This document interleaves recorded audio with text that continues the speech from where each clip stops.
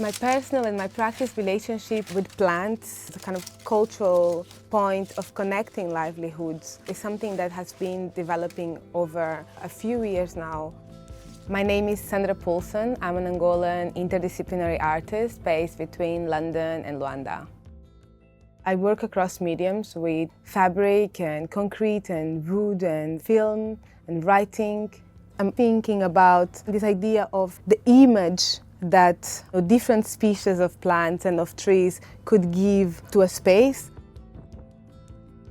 A few years ago, the government imported 3,000 palm trees from Miami to beautify and, I guess, regenerate the physical image of Luanda Bay. But then these palm trees ended up dying. They couldn't be maintained, the species didn't adapt.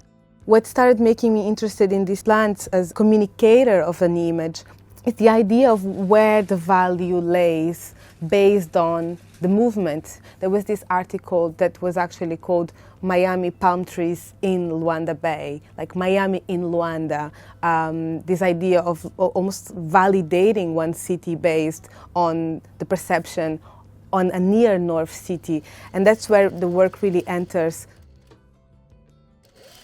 This idea of the equator actually perhaps not being an horizontal line, but the shift of the equator 90 degrees, and this idea of the equator not necessarily separating, but becoming a highway between near south and near north realities and geopolitical locations.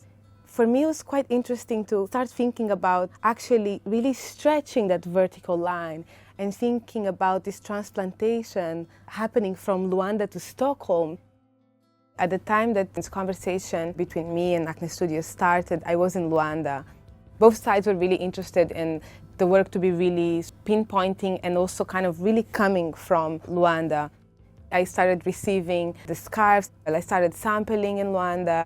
The colors were colors that I was seeing in Luanda. The gray, the concrete and the cement, the terracotta color almost feeling like a palm oil color.